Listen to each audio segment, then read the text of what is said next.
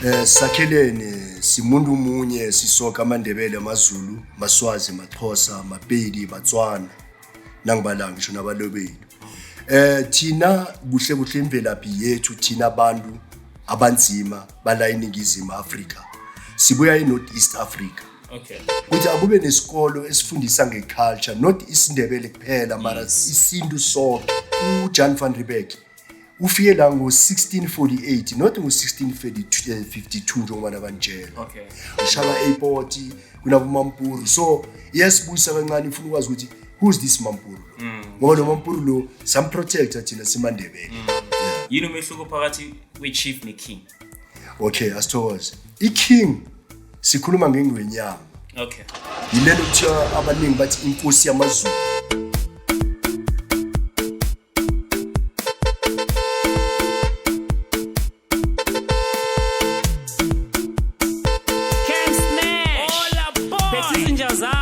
Mujapilo no JP Forest phakathi kweQuantum sirenga wonke umzansi boy isukile boy. Let's go right to the sound of good times. Another day, another dollar, another podcast, another episode, another opportunity to inspire and transform lives. Eitahola Shopfere, welcome to another exciting episode of iQuantum podcast, i-podcast yasekasi, i-podcast yomphakathi, i-podcast yabantu, i-podcast yomhlaba wonke jikelele. Bafethu, we are coming to you live from eMqansa section eThembisa e1632. And bafethu, namuhla ngiyomo nazi ukuthi siku Heritage Month. So siye savakasha bafethu, savakashela the Royal House of Macingwane. So ladies and gentlemen, niyazi ukuthi ku-Passenger City siphethe abantu abathopu, abantu abantswembu, abantu abanestory, abantu abazosinspire, abantu abazosimotivate, abantu abazosakha. So namuhla on the Passenger City we have the one and only Chief Delisa Moses Masilela Macingwane, the second from Macingwane House. So ladies and gentlemen, let us put our hands together for Chief. Chief Ninja. Siyaphila njani siya? Hayi siyaphila baba. Yasithokoza. Welcome to Quantum podcast. No, ngiyathokoza ukuthi ningamukele. Siyabonga baba, siyabonga. Before siyakude baba, besicela nje uzazise ebantwini emakhaya ukuthi bazi ukuthi namhla sihleli nobani. Okay, angithathe leli thuba ngizazise onhlizi nayo nguDelisa Moses Masilela. uMacingwane the second, it's a royal name, or ngasho ukuthi it's a what you call a chiefdom name. Esibizwa ngayo ngoba nasi isigodlo kaSobukhosi akusingebami, ubukhosi ngebama forefathers. Okay. So uMacingwane is one of our forefathers. Ngizalelwa khona la phambi kweSeringate. Ngazi bebathi New Stand indawo khona, and then ke ngakhulela la eThembisa. Ngomunye umuntu wafunda isikolo la eThembisa. Ngathi nangiqedile isikolo sami eThembisa ngo1985, and then ngathoma ukubereka. And then ngathi nangisebenza kwathi ngumuntu vele webhola, uthanda ibhola kuhle usho ukuthi ngidlalile before ibhola. So after that ngacaba ukuthi no man kungcono ukuthi ngoba niyazi ukuthi musi elokishini sihlala negenge encane manje ukuthi wakhuphe endabeni zokuganga nakho okulendo ngafoma iclub ekuthiwa iSirobus. Iclub le kathi nama division I4, 2 yaboma and then 2 yabobaba. Ngechudu lelo kuyo yona le club iSirobus la eThembisa sakhona ukuthi si promote abantu abafana nabo Biza Matamati abamaziyo kadlala ibhola, abuThethi Mahowa bayamazi, umunye wagcina adlala kuSwahilus na kuSuper Sport. Kwaba khona uKelvin Sibeko bathi nguShakes, wadlala naye khona kuOrlando Pirates, wadlala kuSuper Sport na kuMaritzburg United. And then baningi njengababala nayo uShakes Manqoba uzile la lokudla le club iSirobus, baningi njengababala abaphumelela baya phambili. Ushuthi kade kungiyo vele isifiso sami ukuthi ngoba ngadlala ibhola, ngoba nami ngabhalelwa 1989 ngaya kuJomo Cosmos ngiyokureplace uBisi Mtsimane ngebhadi leyo, noma mhlambe ngazi ukuthi kade kuyini lokho mara ngalimala, and then azange sakwazi ukuthi ngiqhubekele phambili nebhola leyo. So ngaqhubeka neclub leyo ngapromoter, kuthena kuloko ngipromoter njalo ngapha ngiyasebenza, mara ke bengiloko kunento engithwenyayo la kimi ukuthi ngingazi kuhle ukuthi kani ngingumuntu onjani ngoba ngumuntu okade aphele ukuthi nasihlangene njengomndeni so ngihlale ngiphethe incwadi ngihlale ngiphethe iball pen and then ngiyabhala at the age of 18 ngithoma ukwenza zonke lezi zinto bengifuna ukwazi nangabe uthi lo ngumalume ngifuna umazi ukuthi ngumalume siza njani naye na uthi lo ngukhari siza njani naye zonke lezi zinto lezo bengingazi ukuthi mhlambe kunenye into engiyithweleyo ekimi la mara ke ekukhambeni kwesikhathi ke kulapho kwesekufika khona ukuthi manje nami ngithathe ngibe nomkami ke ngisuke la ekhaya ngokwakha wami umuzi. Okay, ngicela sibuyele emuva kancane baba. Because ngiyabona la ukuthi ku-profile yakho kunala kubhalwe khona ukuthi ugraduate kusiphi isikolo. So ngicela sibuyele emuva. Ubaba ufunde iphi isikolo, uqale kuphi, then waya kuphi graduate kuphi? Okay, ngesikolo ngithome eKhula Sizwe. Okay. Lower Primary School from eKhula Sizwe Lower Primary School ngaya eThuthuka Primary School. Ngasuka eThuthuka ngaye kwenza imatric yami eThembisa High School. Ngifike eThembisa High School ngo1983 and then ngo1985 ngaphuma sengiceda ngakhamba ke ngayokusebenza. Okay, mokhulu eThembisa kwenzakalana. Ngisho manje siku heritage month. So sifuna ukubuyisela abantu emuva sizokwazi iculture yeThembisa ukuthi kahle kahle ibuyaphi.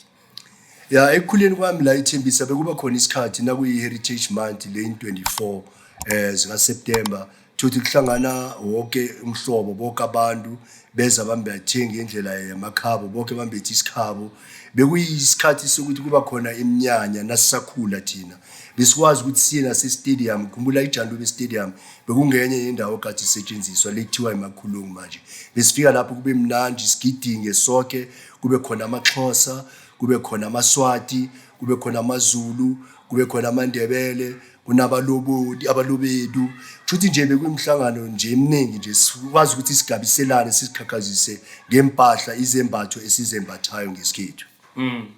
Okay, ake sibuyele kancane ku history yaMandebele baba. Sicela usichazele ukuthi aMandebele abuyaphi because of sesiyazi manje ukuthi okay abantu abaningi bacabanga ukuthi aMandebele abuya kwaNdebele amaZulu abuya kwaZulu so asibuyele emuva kancane ukuthi kahle kahle aMandebele abuyaphi. Where do they originate from?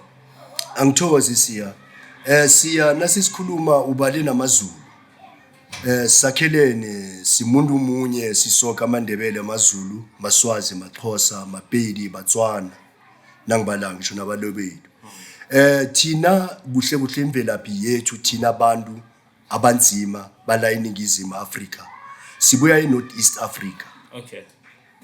Nasuka eNorth East Africa sajumpa ngithi kunemifula kunale bathi Nile River abaningi bafunda ngayo eBhayibhelini sicrosse iNile River sacrossela eEast Africa iEast Africa engikhuluma ngayo ulapho khona iheritage yethu bonke abantu bala eNingizimu Afrika.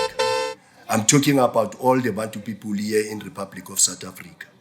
So nasifika eZimbabwe sihlezi lapha it was during 1400 but isikhathi nasiloke siya so ukuthi manje amadodana ekade abaluleke kakhulu ekade aziwa ngaleso sikhathi bekunguZulu kunguNdebele kunguXhosa kunguSwati so nabahlezi lapha eZimbabwe ngaboma 1460 mara ngifuna kaningi ukuthi sibambe isikhathi but it was during 1400th century kwathi manje sibasuka first group eyasuka lapha eZimbabwe maZulu asuka nengwenyama yabo uZulumani Zulu baya eMboland le ndawo namhlanje sibiza ngokuthi iKZN kwaZulu Natal and then the second group eyalandelako kwaba maXhosa mara ke nasikhamba ngendawo eyi1 ngoba bekungana ma-airport or ama-port into enjengalezo so uZulu lo uphelela la eHeilberg uyalinda lapha la kuhlangana khona imfula le abo-Vaal River uhlala khona uXhosa mlandele ngasikade naye mara uXhosa nakakhamba naye uZulu akuthi bakhamba namaXhosa kuphela ngithi manje si mixed lapha abaye sivangene khona namaZulu nabeSuthu abanye bayakhamba bathi hayi mina ngisali ngoba kuyakhanjwa and then lapha abantu abasala eZimbabwe kwasala abantwana bakaNdebele uNdebele katani isichaba esikhulukhulu lapha abakwena vele basala bakhela futhi eZimbabwe uNdebele wasuka walandela uZulu noXhosa bohlanganela la eHeilberg la indawo yakhona isesekhona sengibuya khona nje endaweni yakhona la kuhlangana khona imfula le hlangana abovala abo-orange whatever lapho ya so kulapho sahlangana khona kwathi nakulapho la wadecide khona-ke uZulu ukuthi nawe uyaye e-Emboland eNatal le sekuyi-KZN namhlanje and then uXhosa yena wasuka wakhamba waya eKoloni bathi Transkei namhlanje sekuyi-Eastern Cape and then uNdebele-ke yena-ke wasalela la futhi usala between iBloemfontein Northwest neMpumalanga kusho neGauteng lezo ndawo bebazibiza ukuthi iTransvaal and then kune half eOrange Free State khona lapho kule Transvaal so uNdebele nguye weza la mara uNdebele nakeza la uza nemizi eyi8 nangithi imizi kusho ukuthi kade nabafazi or aboma abayi8 ukuthoma kade ungumanala namhlanje sithi abantu bakhona bakaMabhela iNdebele and then wesithu kube nguNzunza kulangwela ngaphasi kwakhe uNzunza kwaMahlangu mina ngomasilela babelethwa ngithi abunzunza ingwenyamiso and then bese kuba noSikhosana and then bese kuba noMthombeni and then bese kuba noMasombu bese kuba noDlo and then kuba noMkhwadu and then kuba noChibasa bayi8 and then lapho ke ngifuna ngiyindlale wonke umuntu akuzwe lokuthi nasikhuluma njalo kwaba nesikhathi lapho manje sikulela ilokhu njani manje iThrone kuhle kuhle iThrone ilwela njani uMusi is the father of these 8 families so what he said with Norman ngoba manje sekathoma ngathi amehlaka yamthwenya ngeEnglish but he was getting blind what Norman ithi ngisucceed ukhosi bami usucceed ngisaphila okay yeah but ifirstborn son yakhe bekufanele iphume from uManala uMabhena mara ngikinga ukuthi uManala lo njengoba nabelethe ngale azange abelethwa kuhle njengomuntu le kufanele ngikubeke straight kwakumuntu engekhe umhloniphe kangako na ungamazi ukuthi ubelethwa ingwenyama ngoba bekasaba disable nyana mhlambe isihodla nyana so mara yena beka intelligent and ahlakaniphile ngoba iwild beast inyama le lokho njanini naheni kade akwazi ukuthi ayibambe adlula bonke labafowabo lapho so kwaba nesikhathi ke manje ukuthi uMakabanala uyabhubha ekuhambeni kwaMakabanala ukuthi laba abanye aboma khona basesekhona uMakazunza is the second wife ungendlini yesi2 yakaMusi and then uMusi wathi Norman yazini kusasa bengiba ukuthi ungilethele indodana nami ize lala indodana nami le izonikela ubukhosi ngisaphila so noma ngasabuni so uMakazunza wacabanga ukuthi no ngoba lo akasena mama uManala and yena ungumama kaNzunza naye ufuna ukuthi umntwana wakhe uNzunza ambeke abe yini asucceed ubaba abe ingwenyama so waba namaplani awenzako ukuthi ekseni athumele uManala lo ukuthi ayokuzuma wona ama-wild beast ngoba vele kade bathembele kuye badla wona i-wild beast net nakakhamba yale wangena la igumbini lakhe lahlala khona wathatha uncanyana kwakhe lokho okumbathako ngoba kunokunuka kwakhe ukhumbula omunye nomunye umuntu unokunuka kwakhe so wathatha lokho kwambathisa uNzunza waya naye kubaba wathi baba njengoba labo ngibawile ukuthi ufuna indodana izoyinikela ubukhosi nasi indodana la ubaba vele angekabuza into indodana baba ngikunikela ubukhosi manje and kanti manje uyabulisa ubukhosi lo ngoba umuntu okufanele asucceed ubaba kufanele athule ubukhosi nguye lo uManala mara naye ubaba ngokwakhe kade asola ukuthi no man angeke bamhloniphe uManala kule condition le akuyo angazi ngithola na noma amdala ithi nginikele uNzunza ngoba yena ngathi usese hlakaniphile nyalo sesenamandla ke English bathi energetic so wanikela uNzunza uthene uNzunza naqedwe ukumnikela iThrone ngeEnglish thina sithi kunamkhali it's a throne indonga yobukhosi and umnikela nenye into elilayo so leto bathi unamkhali ithi kwakuyinto ukuthi nangabe mhlambe kunomhlangano asithi la ekosini sila eMcasa ngifuna ukumema abantu abasemthambeka nasentshonalanga naseRubber Ridge kuba khona indawo esikhwela kuye ekseni siyibethe lento leyo ukuthi kunomhlangano namhlanje and lapho benganamawasha abantu abaningi benganasikhathi ukuthi wamhlangano uThomas Khatbani na umuntu nethi na uThomas ukuthi khehle na ulungiselela ukuthi manje kufanele ngibhincela uchinga kuphi ekosini kusho ukuthi siyabizwa nanifike ekosini niyaphelela and then indune yaya ngalithi baba abantu bakho baphelela inkosi yaphuma ke and then izokwadressa isichaba sayo njengoba la kwenzakala njalo so uma wathi Norman Nzunza ngoba suphethe lento nizokulwa wena nomfowenu uManala nakabuya la ngoba siyakho phela lento lo baleka and lento yenzakala kuphi kamnyamane kuphi la ePitori abaleka uNzunza eRosenekal ngoma lo Skop Dam uma Dalstrom lizandawo lezi zingane athi nakabuya uManala manabone manje ngathi sekunomehluko ngoba abantu bakudala phela bebangakhi ama proper structure la sihlala kuwo manje kanti bafaka amatende ukuthi nakwenzima bakwazi ukuthi msinyana bakhamba uyabona sekusela abantonyana abafew baba kwenzakalani ubuzo baba bathi no man yazini umntwana nami sengiluphele mangibona ukuthi nongcono ngidlulisa ubukhosi nginikele umfowenu mina ubukhosi bengithi nginikela wena and ukhuluma mangu baba ngoba uneshock ukuthi vele unikele uNzunza athi manje ke ngoba wena uyafuna ngebakho mlandele uNzunza loyo ubuye naye nangafuni umbulali and ukutshiswa ngoba uyazi ukuthi uManala akanawo la amandla ukuthi angabulala umfowabo noma anesitshaba sakhe and leyo khambeni isitshaba esiningi majority baye ke balandele bawukulwa kunendawo bathi sebhalulwe river abaningi manje khona bayibiza ngesikhuwa so ibhalulwe river bafike balwa ke lapho and abantu iziphi zakade uyazi kathi nakuliwa kathi balwela phambi kwemlambo musi bangene bahlabane ngemkhondro yonke lento leyo balwe ekuthomeni azange bahlulane and then babuyelela kwesithu Manala wathi no man angikho satisfied fanele ngibithole ukhosi bami baba uthe ngimbulale lo muntu ngize naye babuyele bayokulwa nabayalwa lapha thothi manje uNzunza naye kube nalento unembeza ukuthi mara yazini lento engiphethe akusiwe yami yinto yakamnakwethu kuhle le throne le alahlele ispear lento kuthiwa umkhondo or intonga leyo emanzini shuthi ngamanye amagama uyasarenda ngesikhuwa ukuthi mfo thatha ubukhosi bakho ngoba unabantu bakho nami nginabantu bami busa abantu bakho nami ngibusa abantu bami shuthi ngumabhena manje ngubani uMahlanga okay that's right angazwa ngithola na and then laba eminye imizi late normal ngoba sekuliwe and nathi sayifuna lento lokuthi sibekwe ngoba simadodana wakamusi mina ngiyakhamba usikhosana suke ayile ayokuhlala khona ngapha kule side labo Dalstrom asuke lapha uMasumbuka ayele elisuthu eMaseru ahlala isikhatshana kodwa abuya azojoina kodwa amaNdebele uManala noNzunza and then asuke umthombeni aye khona ngapha eZebediela indawo yakhona la abaningi sePietersburg iZebediela aye khona lapho ayokuhlala khona lapho and then uDlomo yena obeletha amahlubi asuke akhambe umunye aye Natali umunye akhambe aye eSwazini naseTranskei wathola amahlubi nabanye nasexwaxa bakhona amahlubi abakhuluma sasixhosa sasuthu and then kube nomkhwaduba yena kube nguye oza la kaMnyamane ePitori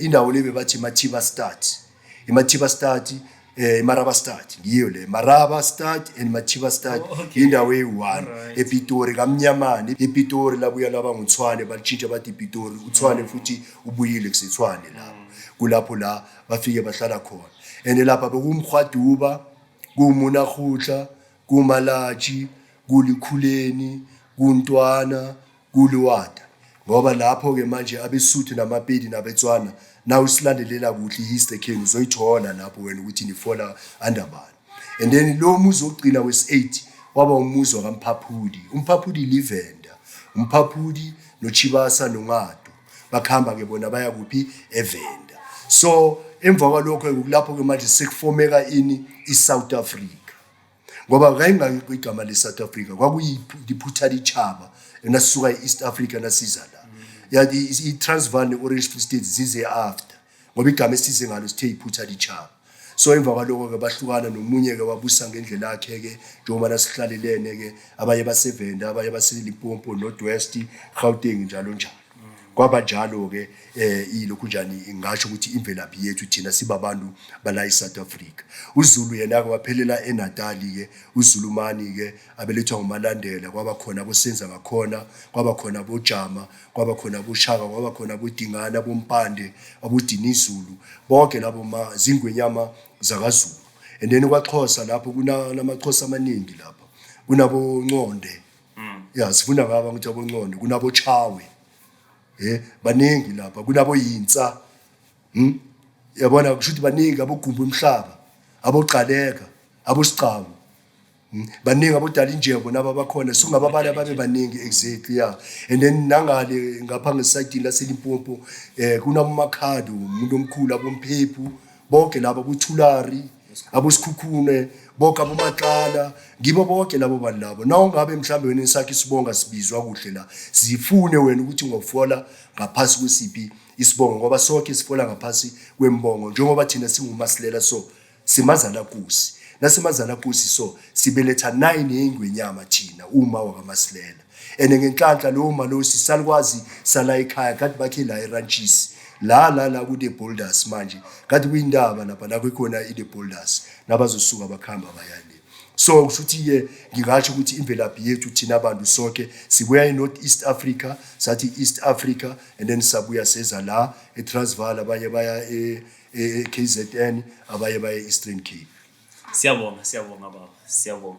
Okay, sikhona isikolo na la abafundisa khona ihistory efana nale oqeda ukusitshela ngayo manje. Mhlambe ukufunda abantu basebukhosini because kudala vele mawuzoba inkosi bebakuthatha bayokufundisa somewhere. Amakhosi bebawathatha bawafundisa somewhere. Asithi njengaseba esigodlweni. Esigodlweni bekuba khona uteacher or mistress ozako azobafundisela esigodlweni abantwana besigodlweni. Into leyo bebenzela ukuthi abantwana bajwayele ukuthi bangaphasi kobukhosi. Kanti benzela ukuthi bavikeleke nabakhamba nalendleleni bahlonipheke noma bakhulume ilimi labo thothi umuntu uyakwazi ukuthi abahloniphe nabo futhi bahloniphe abantu. Ngeshwa ke isikolo asikho.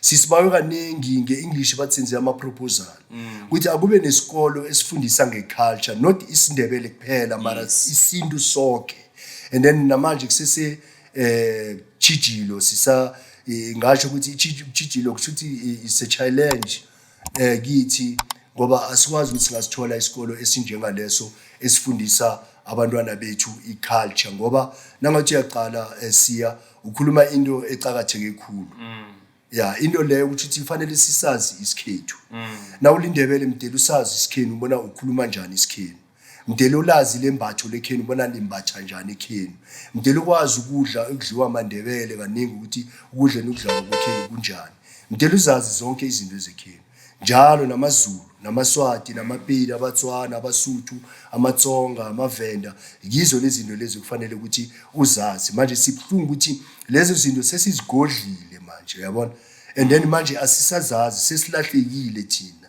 and ngikho lokhu umbuzo wakho nguthandelani siya khona manje nangathi uyabona kunezinto eziningi ezenzakalayo bese sithi mabhadi ezinye kusuke ngasiyibhadi siya na umntwana ubelethwa usesemncane ngeSindebele bakubika lapha uyaphahlela alright kuthi namhlanje siphi umntwana nangu nebizo lakhe simnikela umuntu oso nangabe nithi mnikeza igama la kabamkhulu legama fanele niphahlele la kuthi bamkhulu kunomntwana nangu simnikela igama lakho azokwazi ukuthi amamukele lo mntwana lo umthathu umntwana lo ayekeregeni ayokubusiswa and lezo zinto asenziwa manje angazi ngithola na uyabusiswa ekeregeni nakabuya lapho uyahlala and then isikhathi nasikhamba njengathi thina amandebele njengathi abobaba or abesana ngithi bayakhamba baya engomeni aboma ngabo December babenzela icude nabo ekhaya ngithi babadlulisa thina siyawela aboma bayabadlulisa angazi ngithola na asiye entabeni angingantaba la siyakhona zange ngibone ya siyayama and then aboma bona kanjani bayadluliswa ngaze ngithola and then ubuyele ekeregeni ke manje ekeregeni bayokwenzani bokubhabhadisa naseBhayibhelini khona lento le kufanele ubhabhadiswe kushuthi mase uba ready ukuthi mase uphumile sothanda ukuhlakanipha nakusasa nomkhwenyana angafika ekhaya umakoti angafika so fanele ubhabhadiswe ke ubusiseke ke zizinto ekufanele sizenze and isikole siyasifuna ukuthi sibe khona ngibhlungu ngoba ezinye inkolo zikhona mara naku isikole samandebele sona asikho and amandebele la eGauteng imajority ngithi wa plus minus 7 million manje nangabe bathi 10 million la wazi ukuthi 7 million imandebele mara isikole samandebele asikho and sinabo abotishere abafundele isindebele abangafundisa all right it makes sense manje currently eTV besibukela ishaka ilembe so imapha ama initiative eniwayenzayo njengamandebele ukuthi ihistory yamandebele nayo ibe documented abantu bakwazi ukubukela eTV asithokoze siya uyabona ukuthi sibe nenkinga in the past ngalesa sikhathi angeke ngithi apartheid ngoba namanje sesiya apartheid wena siya kube nento enye enzima kakhulu mani angazi ukuthi umbuzo wakho lumuhle mara kufanele ukuthi ngikuphendule khulukhulu labe babhala khona umlando kusemazulwini ukhumbule ukuthi uJohn van Riebeeck ufike la ngo-1648 not ngo-1652 njengoba nabanitshela. Okay. Uhleli 5 years eKZN azama ukubranwisha uShaka nalabo abanye abudingani ukuthi beza barobhe until azale kunjalo. And then 1652 kulapho basitshela ukuthi ufike la mara yena ufike 1648. Okay. Exactly. So thina ke sahluleka ukuthi si documente into le isikhethu. Ibhlungu but ikhona bayifihlile ya documentwa. Nangithi why it ya documentwa le yamandebele. Kunejele namhlanje kuthiwa iMampuru prison. Okay. Abantu abaningi abazi ukuthi why bathi iMampuru prison. uMampuru ngomunye owabulala uSikhukhuna. Ngifuna ukuthi ngiyindlale le nto le.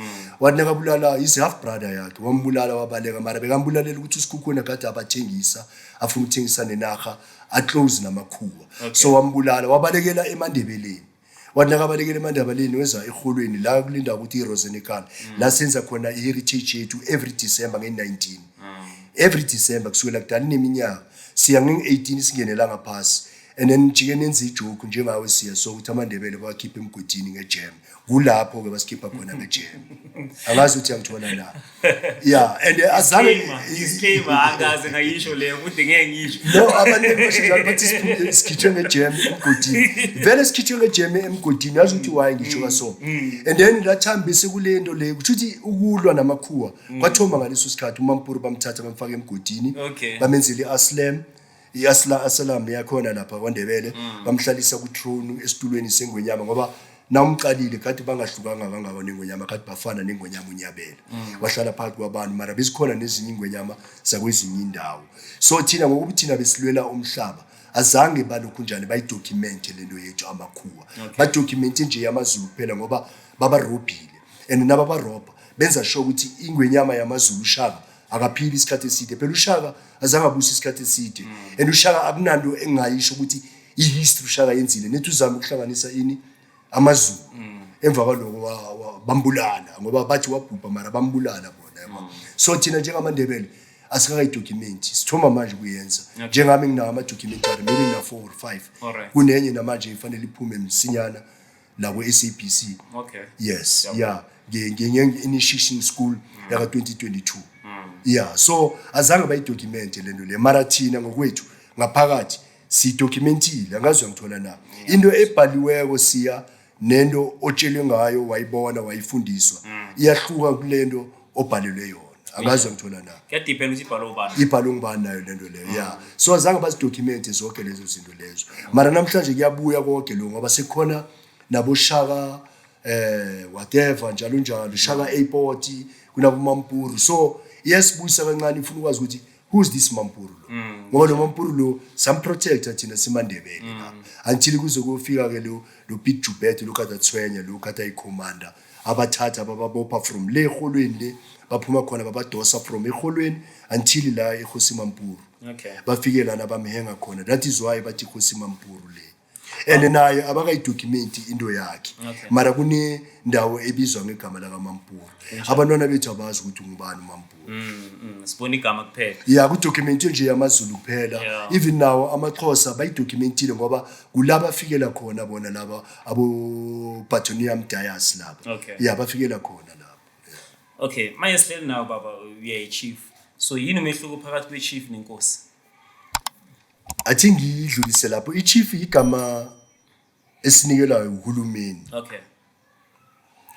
mhlawumbe noma isibize ngithi ingalethi confusion yini umehluko phakathi kwechief neking okay asithokoze iking sikhuluma ngengwenyama yilento kuthiwa abaningi bathi inkosi yamaZulu ingwenyama yamaZulu uMisizulu and then iking ingwenyama yamaNdebele umbusi Mahlanga uyabona iking ingwenyama yamaNdebele amanala uMakhosonke eMabhene uyayibona lelo iking uGcela Siqhawu ingwenyama yamaXhosa angazwe ngithola na so lana ke manje uze kamnandi siya mina ngiyathanda umuntu onombuzo onjengawe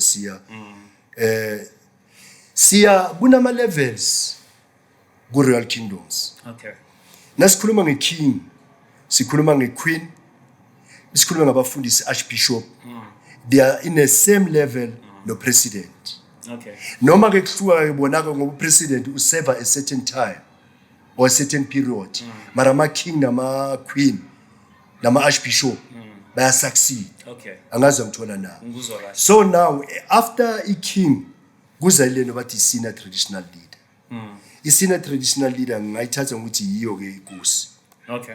angazi ngithola na Cha. ngoba inkosi ithatha imandate engwenyameni uba ne jurisdiction yakhe baya design njengami so I designiwe yami ngila eKuruleng North Okay. but I'm not the only chief or the only inkosi or undabezitha angazi ngithola na because mangabe siyenza ama salutation sithi bayede ngwenyama kusho thini and then amazulu athi bayede ngwenyama wena wendlovu I-salutation yani king Okay. but njengathi so bayede indabezitha ngundabezitha if walifuna usebenzisa la chief besenzela laba abantu abanga understand ukuthi I-chief yini ngoba kaningi I-chief yinduna Yes. yeah so manje sithi senior traditional leader ke yiyo inkosi ngoba mina ngila eGauteng ingwenyama yami isePumalanga ngiyilihlo lengwenyama la ngingazibiza la kimi ngithi am a senior traditional leader ngoba abantu bami bathi ngini ngiyinkosi angazi ngithola na and then bese siya kumasipala manje I3rd level Yes. la khona imayor umhlokodolobha usebenzisana nama headman nama headwoman yathemba siya uyaphenduleka siya Ngiyaphendula. ngoba umbuzo wakho bunzima mara ngiyazama ukuthi ngiyakuphendula angazi uyangithola na and then emva kwama headman bese kuza ama traditional council yiba bobaba naboma esinabo la engodlweni sethu laba ekufanele basebenzisane nani nama ward council Okay. sengiqedile siya But ke i-government can recognize aba. ugovernment ubukhosi yaburecognize la eGauteng asikaka recognize Ingakho ngibuza le question. eGauteng akuna recognition ngoba nawe uyabona kaningi akunala uzobathi naka imbizo yamakhosi ibizo ngupremier or ini yonke lento leyo right izolo besiye kwenye Pitori Cocta or right initiation school so iKZN is recognized Eastern Cape is recognized in Northwest lela iduze is recognized iLimpopo is recognized iGauteng aka recognizedwa esiya sibhlungu siya kune Cocta iCocta bathi irepresenta amakhosi waseGauteng angazi ngithola na and the other one that they are collecting funds on behalf of traditional councils but asithole asihola ngifuna ukutshela manga nangabe sihola njengoba ushoka so ukuthi no we are recognized bekufanele ngabe sihlele intulweni esitop bekumele isitulo sami usibone ukuthi recognize noma ungena la esigodleni ubone kunama projector ubone ukuthi sa recognize asifuneki angifuni nje ukutshela manga abasifuni especially la eGauteng ngoba iGauteng ibe nebudget kwaba yi-urban area the richest province and then manje na ubeka inkosi lapha unginikeza ama resources fanele imayor izokhothamba la neprima bazongena la esigodleni njengoba uzile wena siya bona basabukuya so babaleka lento leyo but imali yona ikhona ukuthi iyakuphi leyo mali leyo asiyazi sazi nje nasibizo sokulaliswa eMabishwood 5 days eMakopanong hotel 5 days bathi workshop basidlise lo kudlo kumnandi mhlamba thatha ngathi siyakareka singakwenza na ukudlo nabasinikile imali singakupheka musekhaya ngithi siqala imini yeah so injalo iGauteng we are not recognized and ibhlungu but sinayo iCocta and enye ezoyenza ukuthi ngisupport that answer yami ukhumbule nawe siya ngokwakho angeke ungikhombise iHouse of Traditional Leaders la eGauteng Angiyazi ve.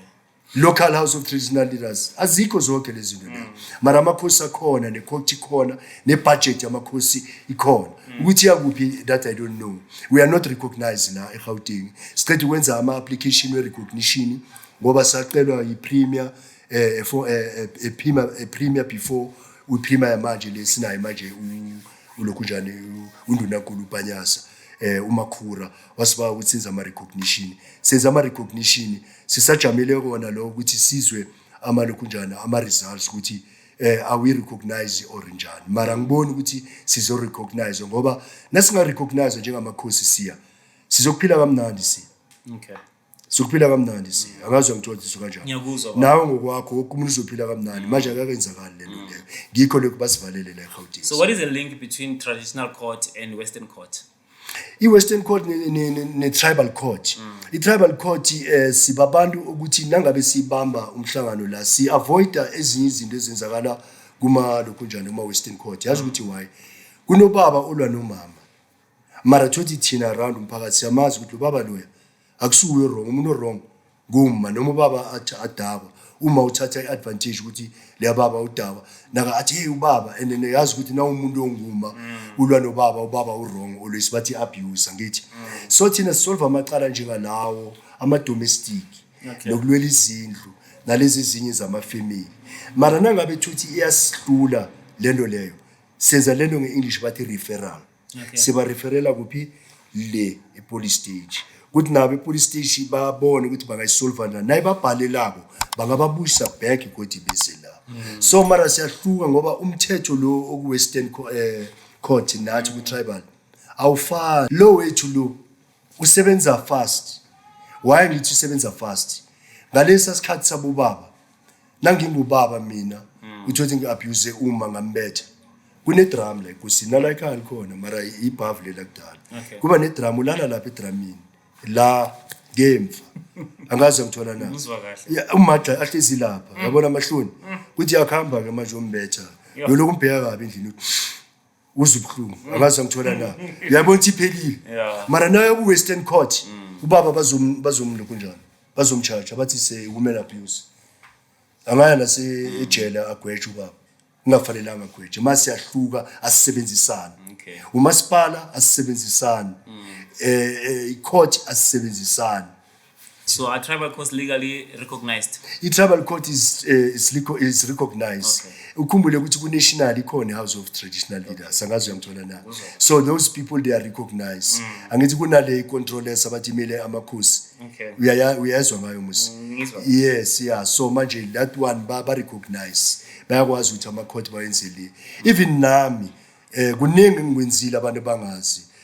If ngakutshela ukuthi we've got a challenge ye-land as amakhosi especially la ku-urban area we can't even identify ama-heritage site initiation site la sifuna ukwenzela khona ingoma and uzakudala zonke lezi so naleyo challenge leyo yendawo ukuthi yazini asikwazi ukuzenza lezi but ngiyaziqhenya mina ngoba kunabantu I think 2 or 3 engibafakile hayi ngekani ngibafaka nge-PTO kunobaba kunesondo lapha eMutsu la udlula khona eIvory lapha wakhila ifence ufaka ngimi menzele PTO bamlwisa kamasipala bathi I'm not recognized bafaka istamp bafaka letterhead bafaka igama lengwe yabo and then kunomunye uma naye wayithola indawo la uyakhona ngale Mutsu nakhupha kwathi ufuna ukwakha ngamfaka wafaka lapha uyakha fanele yakhe indlu so ama powers wethu wonke bawathatha bawanikela ama ward councillors iyayibona lento le exactly angazi ukuthi ngiyakuphendula ngiyakuzwa ungavumi kuphela mhlawumbe uyasho ukuthi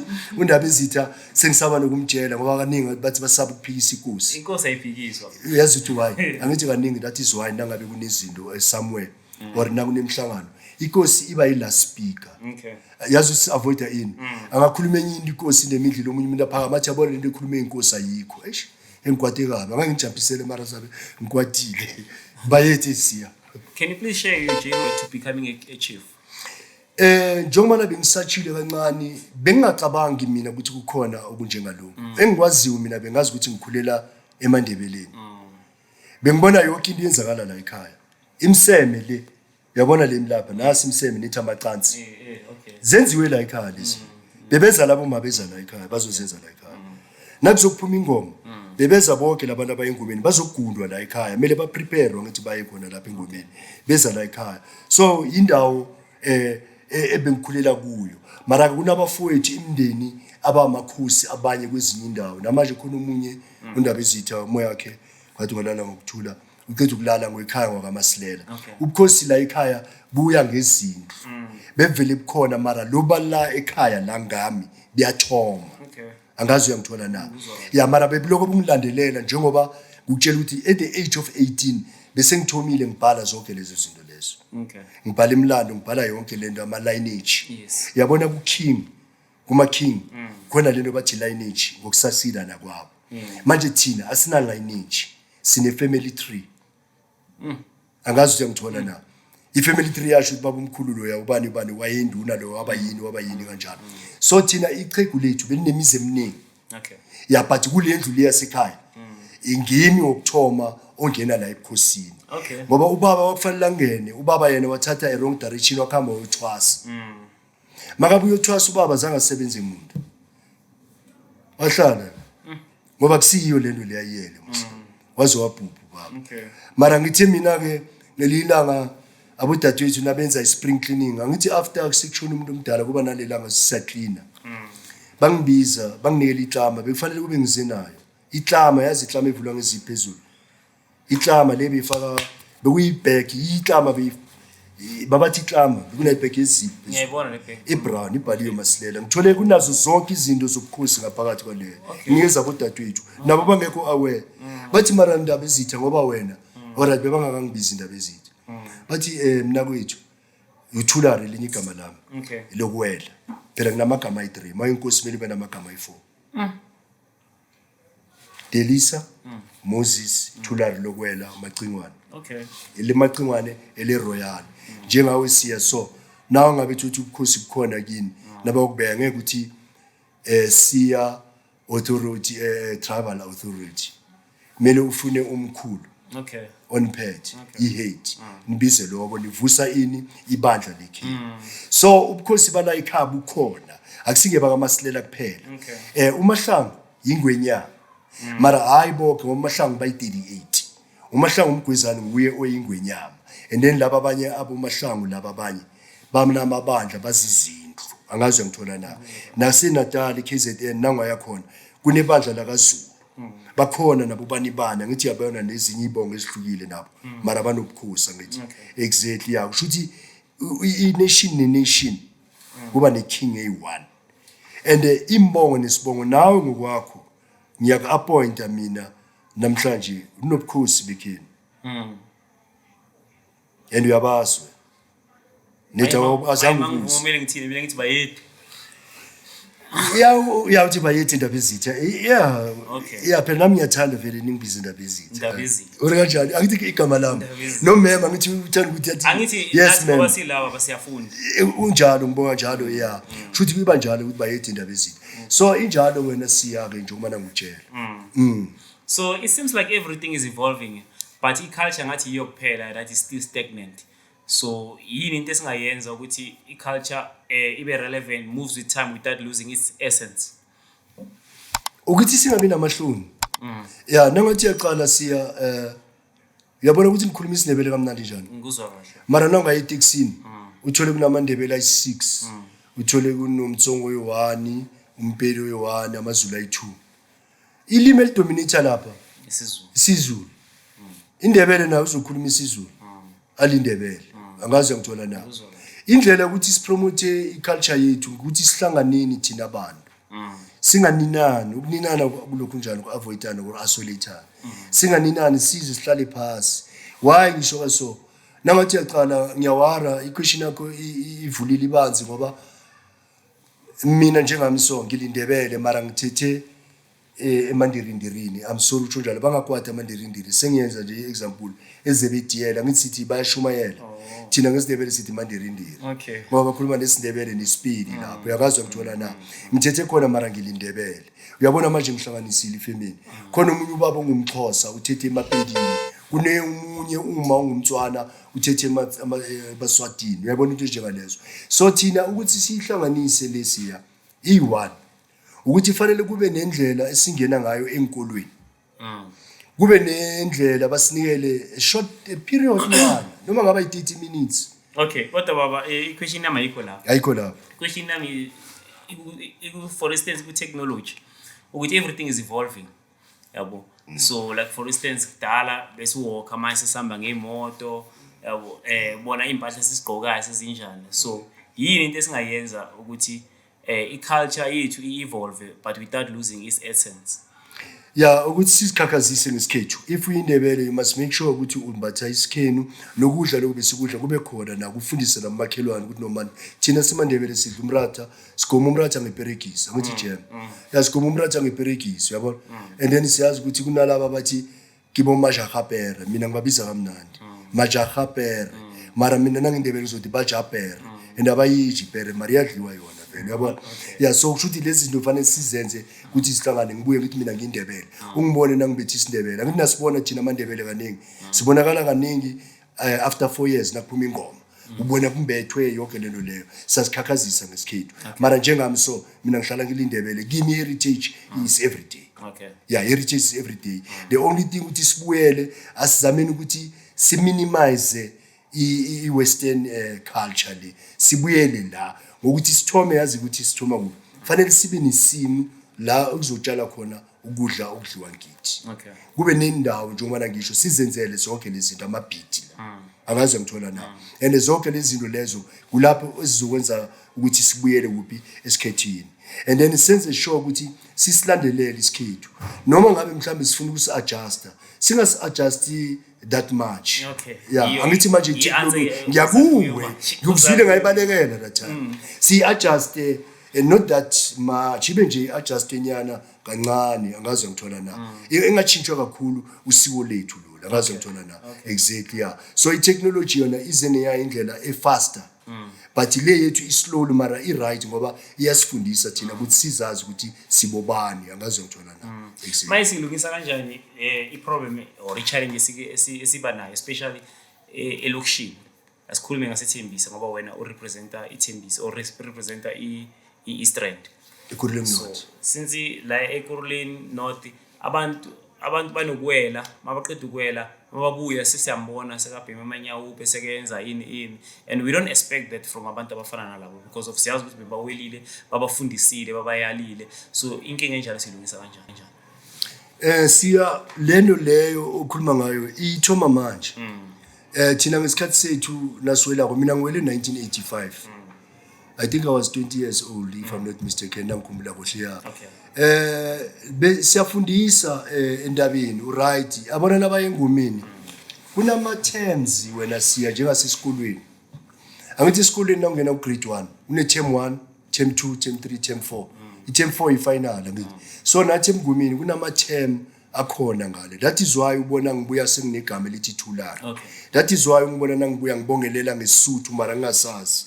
Angazi ngithola na. So kuningi kunye ke esikufundayo nasingani. Ngoba lapha sifunda into eziningi njengathi thina abasegwabo nasokuyiselwa ngani. Nasibuya ngapha asikaselwa lapha ukuthi sokusela utshwala sobuye sodelela nina ngithi kuwe mina ngiyindoda ngitshela wena ngibuye ngitshele noma ungibelethami ukuthi ngiyindoda. Izinto ezenzakala manje. And nakhona buya ngifundiso siya. If lo muntu loyo azoyenza lento leyo wazi ukuthi lento leyo nasekhaya bahlulekile ukuthi bamlokhu njani lo muntu bamfundise mara siyayiphikisa thina leyo kubo bona laba bawela ukuthi nakafika la siyamtshela noma bayale ngabatshela ukuthi umntwana nangabe umntwana wakho siya uselutshwala yamazi ulala le esilochile. Okay. It's not a problem nakabuya ngabuyela esilochile. Okay. Mara hayi ukuthi ngoba beyangalala esilochile sekabuyile manje sekalala esilochile. Umntwana okhambe angakabhemi ekhaya fanele abuye angakabhemi. Yes. Okhamba angaseli fanele abuyele ekhaya angaseli. Angazi uyangithola na zonke lezo zinto lezo and abasibaningi abazenza njalo yabona mara ngokuthi vele into eziningi zidestroy khulukhulu ngohulumende wethu. Okay. Yes ya uhulumende udestroy into eziningi ukukhumbula ukuthi njengayo ingoma le uhulumende akayifuni kuhle so ufuna ukuza ngenye indlela ethize ukuthi ayivale ukuthi ingasabi khona. Why ngisho so siya around la along iR21 besinendawo zethu ama-initiation site la siya khona entabeni but manje nangaya lapha kwakhiwe la angaze ngithola na and azange saconsulta thina and indawo eyaziwayo ukhumbule ukuthi ngikhuluma ngento ya 542 years ago ingoma aka 1483 ingoma. Oh, okay. Iqale ngo1483 ingoma uyathola lo leyo so lezo ndawo besisebenzisa sekho zivalekile zonke lezo ndawo lezo. Do you mind sharing ukuthi ingoma iqale kanjani? Asithi usitshela ukuthi kwenzakalani engomeni. Kodwa iqale kanjani? What was the goal? Ingoma siya akusiyo yethu ngamajuda iqala eIsrael. Okay. Sesengiyo the very same ngoma le yase-Israel. Exactly kushuthi bekuyisiko lakhona ukuthi nangabe uyindoda kumele udlule kuleyo ndlela leyo kufanele udlule khona ngaze ngithola na. Noma ke thina ke kwamanye amasiko kwabobaba kuphela abenzisa amasiko but thina njengamandebele aboma nabo banalo isiko labo abalenzela la ekhaya ngoDecember nathi sinelethe isiko esikhamba for 62 days which is 3 months emangweni nangithi emangweni angisho la esectionini emangweni enaheni Okay. yeah exactly yeah angazi ukuthi usiya ngiyamphendula No, I'm ngoba lento esiyenzayo akusinto ethunywe ngithi amandebele but ike yastopa and ukustotshwa kwayo ngoba ngithi yayikhona eIsrael yabuya azoqala la ngo1483 it's because yama forceful removal we remember besiqoshwa simove so we couldn't stay even during the time yakamzilikazi kwakhona ingoma yayiphumile amandebele you understand lento le exactly angazi ngiyaphendula siya. As much as history Amandebele is not documented, but Amandebele you is one tribe. Amandebele is one tribe engiyaziyo ukuthi basiqhenya ngesiko labo and they still practice their culture. Yini into eyenza ukuthi kube njalo?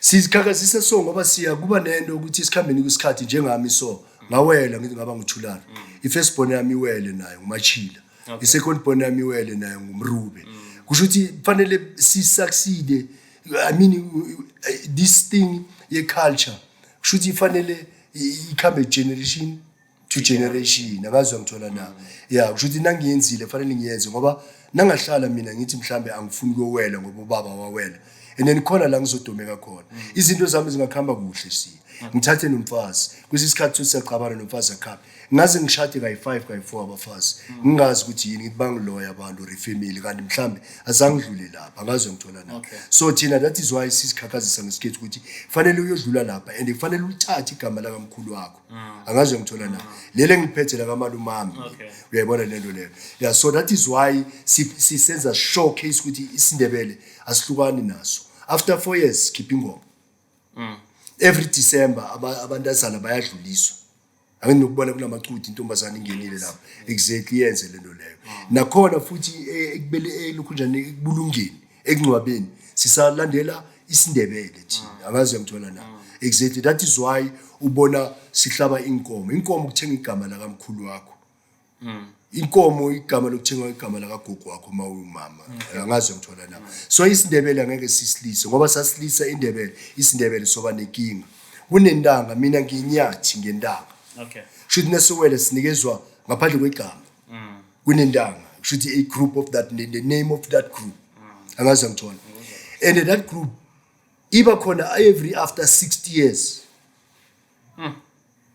so mina kushuthi mangiya ku60 years ngathola umuntu oyinyathi njengami nginenhlanhla and it happened nala sikhona abobaba bakhona amakhehla wala esigodleni abathole intanga yabo yaka 2022 amaphoko and khona umunye umdala kulapho usaphila sesekhona futhi angaze ngithola yeah kushuthi uyobuya ngaleyo ngoma leyo after 60 years bayabuya kuba namaye amanyathi so asikwazi ukuyilisa ngoba futhi basingayiyeka siya izosibamba phambili ngoba thina ekuloboleni kwethu siya mina nangiyindebele so kwenzakala mhlambe ngithathe umswati or umzulu angithi ngifuna enza iskithi isindebele agide njengabo umama laba abagida benza zonke umntwana wakhe makayele suthi fanele kube khona umsebenzi engimenzela wona professionally or angazi ngayibeka kanjani not professional ngathi formal or angazi ngayibeka ngathini ngesikhuwa umsebenzi onjani uchasisela yeah kushuthi ngimenze ngimi welcome abe yeah welcome fully welcome yes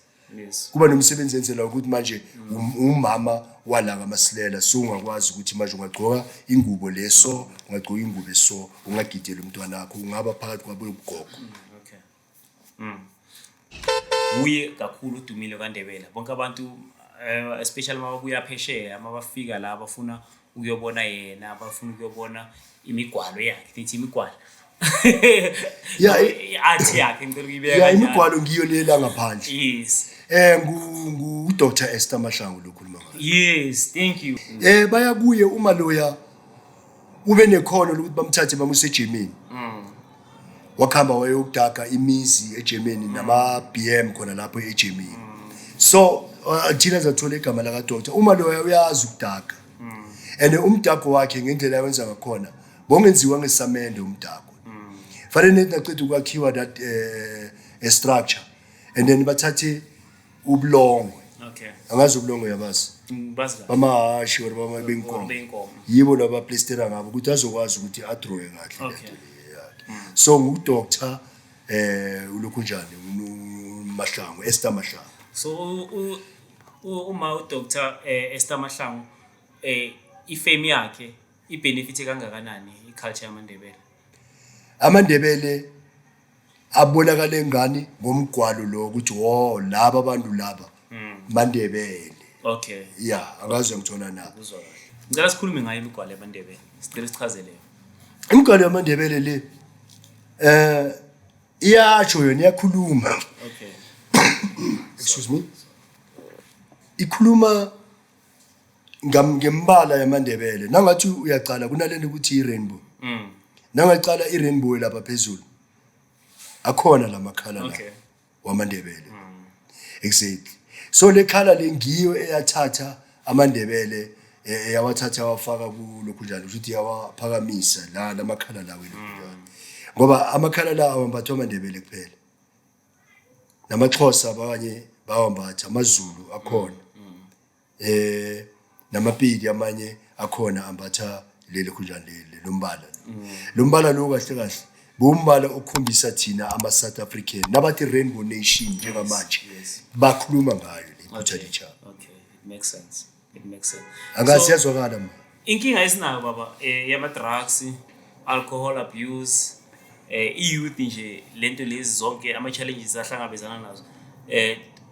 Ngokwakho ucabanga ukuthi if singabuyela back to the basics, sibuyele embracing amasiko wethu, that can be a solution to our problem.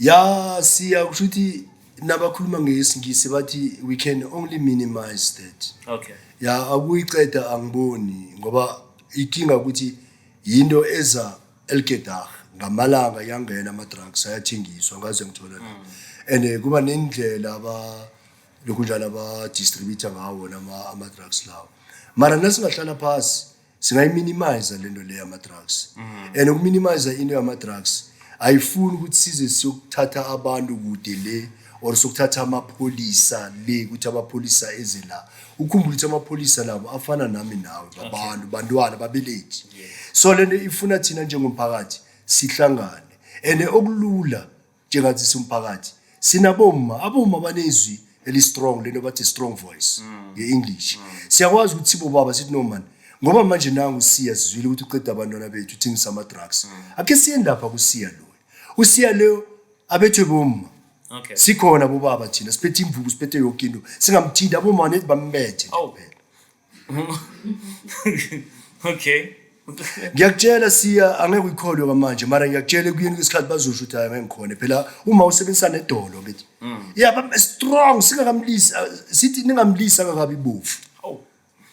naqeda lapho hlala phezulu kwakhe uyabona uyangizwa musa Ngizwa kahle. akasabonakali bahlale phezulu kwakhe angithi umana kahleli phezulu kwakho ngeroko yeah bese bathi no mliseni ke ndene uzabona ukuthi angeke iyehle lento I'm telling you mara ukuthi uzombopha umbophela abantu ngoba lo muntu lo uya la kulabantu abamnikele lo phela ukukhumbula ukuthi uhulumende wethu nguye ekhulu ofaka lento leyo angikho lokho ingapheli enemana umbopha namhlanje uyaphuma kusasa angaze ngithola na nakumbophawo ukhona usala ukuthengisako la uyayibona lento leyo so indlela ukuthi siqeda ama drugs asibe ngale ndlela yokuthoma kusese khona ama street committee angaze ukukhumbula laba kusese ama street committee kwazi ukuthi ubaba walapha baba kaSiya shaya angaze ngithola na angeke wenze wonke lento Angeke vele. so angaphela mara nasiloko sithumezela labantu laba bafaka mo ngoba bayakwazi ukuthatha ama drugs kulomuntu bawasekuloya ngoba bayazi bayathengisa mara nasingasuka nje sithi asigeneleni ithembisa for iveke nje ithembisa siya uzobumba mengesandla Sisakhuluma ngama drugs baba. Ake sibize uDikenja azositshela ukuthi kahle kahle azositshela ngeevent yakhe yama drugs and art and culture. Azositshela ngayo sichazele kabanzi ngayo ukuthi yini leyo event yenzakala kuphi kanjani and nawe your role in it. Okay, my name is Dishesha Mutsana. I'm from an organization called Inkincha Legacy. So we're hosting a Tembisa Art Festival on the 27th of September. It's a fighting drugs with creativity. So basically it's creative awareness and it also promotes arts equally. So Undawe Zita is part of it because I feel like he's big on heritage and then on a history and he's also got experience with drugs and so that's why he's part of this. So I'm introducing myself as that. All right. Sibonge Mr. Disheshe. This guy uyarhyme Disheshe, Dikenja. Yonke into yakhe inabu D. hambe nabo dimakatso. Alright baba, njengoba sekakhulumile uDisheshe asitshela asitshela nge-event yakhe. What is your role on that event? I-event heritage akhuluma ngayo ngiyayithanda ngoba sokhuluma nge-heritage, nge-importance ye-culture. That one is very important. Sizoyilula is very important. Mele sikhulume nge-important ye-culture ukuthi what is culture? Okay. Art. Uyayibona ukuthi customs. Okay. Uyayibona tradition. Yes. Zizinto lezo kufanele sikhulume ngazo abantu bazozazi. And then okunye kufanele bakwazi umuntu azi nama salutation wamakhosi omunye nomunye azazi. Nangabe umZulu yazi ukuthi nisaluta ngayiphi indlela, nimbatha kanjani, nigida kanjani, nikhuluma kanjani, nidla kanjani. Uyabona lezo. Yizo izinto esizibamba kakhulu nge-heritage leyo, especially wonke ama-nation. Sizothoma ngamaZulu, amaXhosa, amaNdebele, abalobeli, namapedi, namaSwati. And then nasikhathi sisavuma nelimi imihlobo sizokhuluma nangayo ngoba izinto engizaziyo siphila nabo labantu. Akusinto engiyifundileko, into engiyibonileko, into engizwe ngabo bona labo bantu. Okay. Because of this episode will air on Heritage Day, so sicela nje sichazele kabanzi ukuthi what is Heritage Day? I-Heritage Day siya into yamanje yaka 1995. Yeah, Heritage Day yaproposwa undunankulu wase KZN uMangosuthu Buthelezi, umoya wakhe ulale ngokuthula. Uye wayilukhunjana wayipropose ngeEnglish wathi no man fanele kube ne-heritage. Okay. Ngoba before i-heritage or before 1994 nge-24 September besinganayo heritage thina besisazi ukuthi Shaka Zulu Day. Okay. iShaka's Day nangabe ukhumbula kahle. Why bayibiza ngeShaka's Day? uShaka ushona ngo-1828 nge-24 zika September. Okay.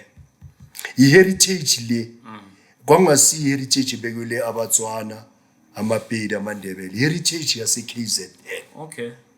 Yaproposwa ngo-1995 mara yaqala ngo-1996 i-heritage. Before that i-heritage besinganayo. Ngaleso sikhathi thina besiphuma siyama Funvale, siphuma ngamaZola Party la besakhula siphuma nabangani bethu. Yeah. Yazi nangithi abangani phela kuphume wedwa losijabulisa. Siphuma siya ematripini njalo kuzobathi kuphi lezwa ku yabona le ndawo lezo kulabe siya khona. You understand ngoba besingazi kahle ukuthi kwenzakalani. Manje i-heritage day eyaziwa kakhulu edunyiwe yiyo le documentiwe njengoba nombuzo wakho siyebo ukuthi why amaNdebele ingekho documented. YamaZulu ya documented so nge-24 kushona ingwenyama uShaka wamaZulu. Nge-19 January uMampuru naye. Nge-19 December ingwenyama yethu i-heritage nathi. Okay. Ama-heritage wethu ayahluka mara ngokuthi ke manje uhulumende wathatha wasihlanganisa wasenza ngathi sonke simaZulu sathi heritage nge-24 December. Okay. Mara mina yami heritage is every day. Okay. Yeah. Angazi usiya yaphendukela. Hayi. I-heritage akusinge yethu, i-heritage yakahulumende. Ukhumbule ukuthi uPrime Minister enkhuluma ngayo undunankulu lo kade ku-IFP. Okay. And amuzulu. Angithi ulizulu. Umzulu. Yeah. So injalo kwele heritage. Mara before 1994 asiyazi ayingekho heritage. Okay. Yeah. Hey, Qale ngo-1996 heritage. hayi siyakuzwa ndaba ezitha. Okay, last question because bengithi ngiyaba. Why kungani amaNdebele awela after 4 years angaweli every year? Siya ingoma yamaNdebele yazilelwa. Okay. Ngoba next day yaphuma already mina sengithumile ngemhlangano. Okay. Sipreparela abantwana bethu nangabe nomntwana okhulile omsana ofanele wela unyaka ozayo fanele athome manje ukuziphatha kuhle manje. Okay. Adle ukudla ku-right manje. Angazi uyamthola na azilungiselele for ini unyaka ozayo. Ibalulekile futhi yona lengoma yethu ukuthi ibe every 4 years njengoba ukuthi siyayizilela ngeke siyenze every year njengamaXhosa nabanye abatswana bakhona ngapha eSoshanguve bayenza every year angazi ngithola na ibuyela kulagama lami ukuthi kufanele ingoma nengoma ibe nendanga Okay. manje mina uyenza every year ama group name uyabona ukuthi angeke ahambe kahle and nakhona ingoma yethu kunama terms nasile nje uma bengishilo ekuthomeni Okay. ukuthi term 1 term 2 term 3 term 4 angazi ngithola na yeah so that is why ukuthi ingoma yethu angeke silise and iza every after 4 years so sihlonipha abobaba abathoma lento le ebamandebela abobamkhulu wethu our forefathers ngoba bebaya every after 4 years Okay. angazi ngithola na why bebenza ukuthi every after 4 years nangabe mina nawe siya sibelethwa ngumma nobaba oyi1 mina ngiyakhama ngiyokwela angithi ngiyowela mhlambe ngina 20 ngenze example and then fanele at the age of 23 ngenze short before kowela wena ungilamayo sengithethe Okay. banikeza wena ichance noma usaba ke njengami ngoba bengisaba bakhanga bongifunela umuntu injalo akazwe ngithola na kusho ukuthi awukwazi ukuthi ungathi kunokulamayo wekhenu aze awele ungakathathi wena ngoba lo malo wakwakho nguye kufanele apheke ithunga ithunga ukudla lo akazwe ngithola aphekela muphi lo Okay. angazwe yaphenduleka lapho siya Kahle. that is why city every after 4 years sinikeza ichance lo ngoba nabathi every year thothi mina mhlambe ngiyabasaba yabo sisiyafika wena wena uyothatha before me and manje kwakho angeke ngene Eish. angaze ngithola kwakho ngihlala ngaphandle njengalabo abanye abalapha Awu. angaphithizela ne toilet mina ngingaphandle angaze ngithola Ngoba ngathatha. angathathi nona uthethe mina ngidala ku and mafe ningizamele nambe nifuna naye umunye usisinyana naye usaba lapha sihlanganise then same WhatsApp group and then sinomfazi and amandebele bewenza njalo yazi ukuthi bebenzani kufanele ngikhulume nale esindebeleni amandebeleni bebabona ngithi uyazi khona abanye abubhuti bethu makakhula angeke ngithi slow learn but ithuthi umuntu ongekho lapho bomama kuphi mara ekhaya bafuna ukuthi fanele athathe angaze ngithola na and then bazoya kumunye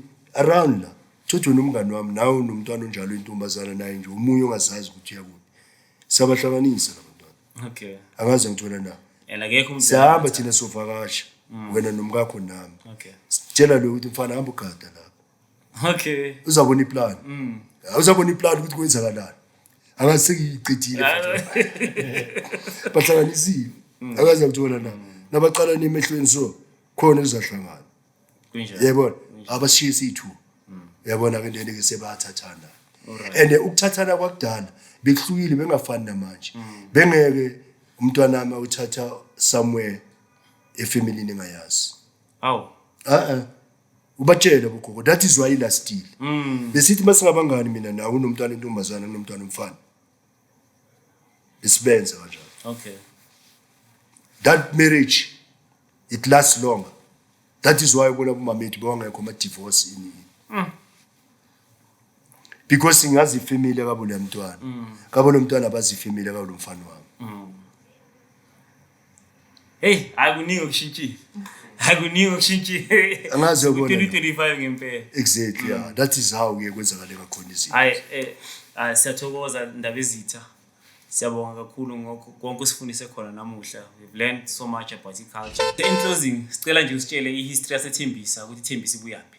ithembisa yayivele ikhona mara kwangasithembisa bekuthiwa kusemagengeni bekucela amagenge kule ndawo le because ngaleso sikhathi kwavele kukhona abantu abahlalayo la njengalapha eIvory Park e2 bekunemizi ebeyihlala lapha umuzi kaSikhosana nabanye nje abaningi and then mawuya la kwakhiwe khona manje iMall of Thembisa kulabe kunesikole sona iBantu School but iSt Helen Bantu School and then bezithula ababantu school kuba nesinye bathi Rithusitswe besila eIvory Park 2 buyikolo evele bezikhona ngaboma 1940s ngoba abaningi bakhuluma uThembisa ka1957 it was yakudala iThembisa abantu bebakhona and bekusema gengeni nje uma labe ngisho and then bekunendawo yabantu abafika la ngabo 1880 ama four trackers bahlala khona la le ndawo le namhlanje sekwakhe isilochile khona behlala ama four trackers lapha ifamily yaka Duvenach uJohn Duvenach behlala lapha and then bekhona ubaba obathi uJiyane bekayinduna bekasebenza lapha ku Duvenach khona lapha ngoba ngikhumbula ekhuleni kwethu kunendawo besiya kuyo so swima kuyo bathi deep 11 sisekhona namali le dam lelo so besiya lapha siya kuyo leli kundawo so iThembisa yakudala mara yona ke it was officially named Thembisa ngo1957 nakhona ukuze ibizwe ukuthi iThembisa kushuthi it's a land of promise but bengasi destination a final destination besize nje for temporary la sisuka kufanele sile la kuyiMpumalanga khona kwaNdebele lapho but kwenzakala akagcina vele iThembisa vele abantu bahlala la so iThembisa ifonywa abantu bebahlala eDindela and then ezinye indawo bathi seAlexander abanye kanjalo nase Royskral kuya le site la sePitori ngapha eCenturion labo bantu labo nangapha ngale Mooifontein eWitfontein kaGasperry eRanches Park lezo ndawo eCenderwood iBedford View yibo labantu abamove wangenkani ngoba basuswa kabuhlungu hayi ukuthi bazisukela basuswa kabuhlungu baletha bese bazo establisha iThembisa so ekufomeni kweThembisa kuye kwaba yimikhukhu and then makuyimikhukhu so la kuthiwa namhlanje kusecaleni eKhalambazo bekhalimbazo ngoba bekunezihlahla namanje izihlahla mangabheka ngalo ku R21 isesekhona izihlahla besiqala from la engine garage ukuya leni bathi Khalambazo ngoba Khalimbazo right through bayinikeza lo gama but the first section yala iThembisa ise Emritini there's two lines asemritini the first school yala iThembisa iseXubeni so kuba khona ukudidana lapha abanye abantu bangatholi kahle ukuthi nabakhuluma ngelokishi lokuqala lesiThembisa bathi iXubeni iXubeni isikole sokuqala saba sethama hansi esiXubeni and then isection yokuqala ama line ayi2 la makhuphuka nge-straight line lapha ngazo RTJ namane lapha la kuthengisa khona ilokhu njani isinkwa laba iza khona isinkwa kunama line ngapha kule site lengapha izingwe zakhona ziyabonakala namanje mangadlula khona sizozibona itina zakhona asifana lezi zinye zimnyama so i first line yokuqala yaseThembisa yakhiwa lapho kwakusese isiganga kuya leni and then kwaya ngokuya ke beza abantu basondela ke Thembisa ke basasebenzisa ama toilet weganga kusayiwe egangeni ngoba iThembisa yona yonke ngaleso sikhathi beyiqala from la eKhalambazo nalapha eMalawi la ku hospital manje and then bese iyakhuphuka iya eTimong straight line bese iya eMthambeka bese iphelela abo Rabarish nalamanye ama section bewangekho eMangweni vele yona yayikhona abondulwini bebakhona so iThembisa yafomeka kanjalo ifonywa yibo abantu abasuka la eduze beza la iThembisa kwaya ngokuya ngama 1960s kulabo ilungu badecide ukuthi manje bafake iporo nama freeway nje uma nakubona kuneporo nama freeway phela isiporo ne freeway zakhiwe ngabo 1960s before that besingekho isiporo ngoba mawusuka njenga la iThembisa uya eSoweto or uya eJoburg buhamba ngalendlela elapha ngase Sundowns ground le WP mayibuye yahamba iWP yofika straight lena bathi eMidrand babiza ukuthi Midrand kulapho kuhamba mayisuthi mawufika lapha eMidrand ucross uye ngale and besinama entrance ayithula iThembisa ientrance yangapha eOlifani neentrance evela ngapha eKempton Park eza la iThembisa so iThembisa ifonye yibo labo bantu abasuka lapho so iThembisa was formed like that.